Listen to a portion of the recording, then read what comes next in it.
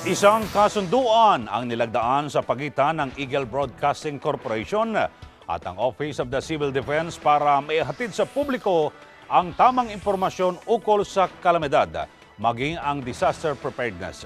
Si Erwin Temperante sa detalye.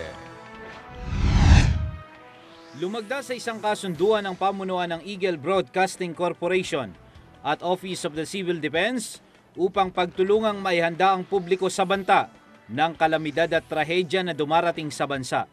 Kasama sa lumagda sa nasabing kasunduan ay sina Office Civil Defense Administrator Director Alexander Pama, kasama si Deputy Administrator Romeo Pajardo at sina EBC President George Cabakungan at Legal Department Head Attorney Setedina Magno Sarate.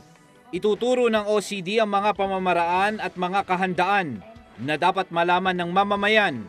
Ang EBC sa pamamagitan ng Net25 at Radyo Agila ang siyang magpaparating nito sa publiko alang-alang sa kaligtasan. Our friends in the private sector.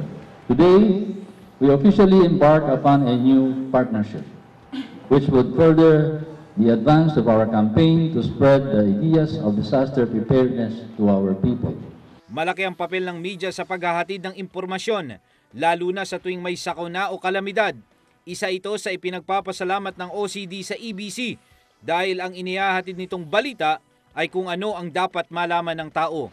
Informasyon na ibibigay sa ating mga kababayan ay yung kung ano yung dapat nilang malaman at dapat gawin, hindi naman sa inuutusan, kundi yung mga ano yung dapat malaman at dapat gawin para sa kapakanan at sa kanilang safety.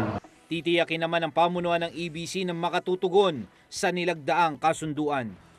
Napakalaking bagay po sa amin na makatulong po kami sa Office of the Civil Defense para po sa ganung mga bahagi upang sa ganon ay sama-sama po tayo na may sakatuparan po ang layunin po ng pagkakabuo po ng OCD.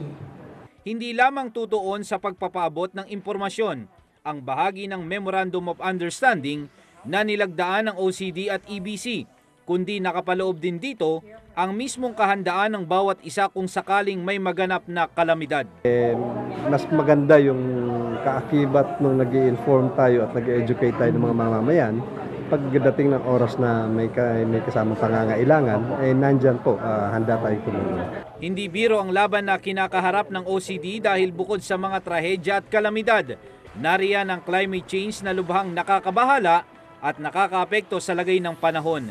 Ang pakiusap ng kapwa pamunuan ng OCD at EBC, makipagtulungan ang lahat ng mamamayan sa bansa upang maging matagumpay ang mga katulad na kasunduang nabuo.